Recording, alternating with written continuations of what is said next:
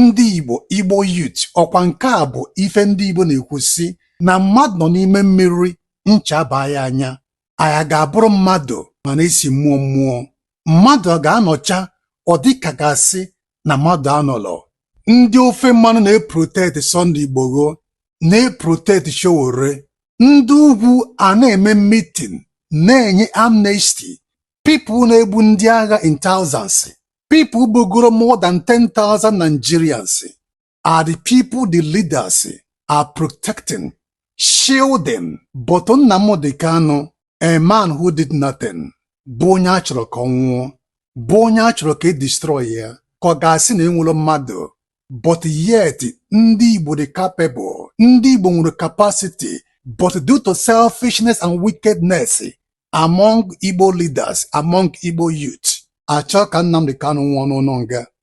Igbo youth, let's come together. Our fathers na-ekwu okwu si na ọ bụrụ na azịza nọdụ n'ukwu ọ ga-abụ unbreakable undestructible ị ga-destroy nwa azịza oge ọnụ n'ukwu but ngwa ngwa azịza na ofu separately divided ị ga-agbaji nwe very easy. Our leaders divided anyị gbasasịrị agbasasị. This is why eji destroy anyị na-egbusi anyị one by one because anyị dị divided. Gịnị wetara success of Myanmar youth, Hong Kong youth, Burkina Faso's youth, and so on and so forth? Gịnị bụ the secret behind their success? The secret behind their success is unity. Onye a na-ekwu yes, onye a na-ekwu yes. All of them are singing the song of yes. Igbo youth, let's unite. Igbo youth, let's end this division among us.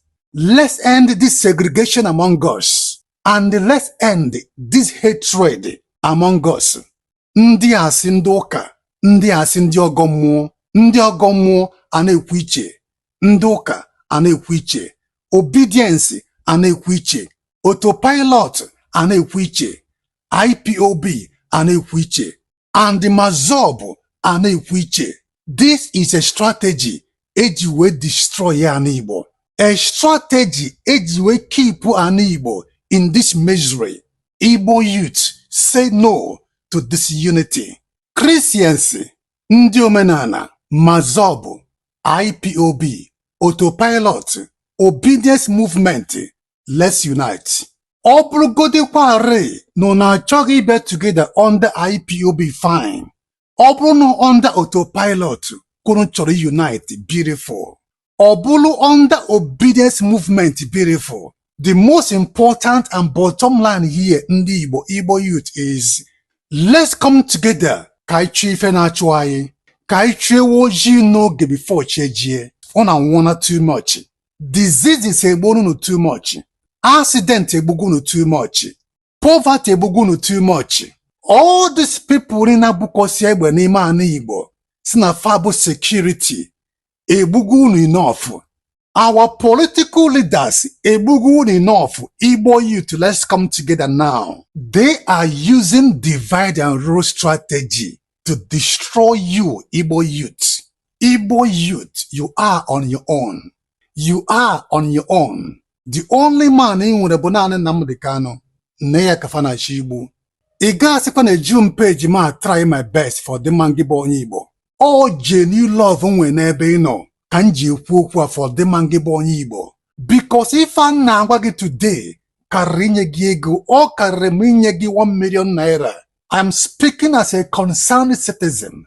I'm speaking as a concerned onye Igbo. Akwa ị na-ebe na-ewute m, ọnwụ na anwụ na-ewute m. Reporting in a report page every day. Adịla ekpe ka Facebook nye m 10 kobo. But I will never give up because I'm from Ginanya, from the bottom of my heart. Wake up and do the needful. Otherwise, what you are seeing today is just a beginning. The worst is yet to come.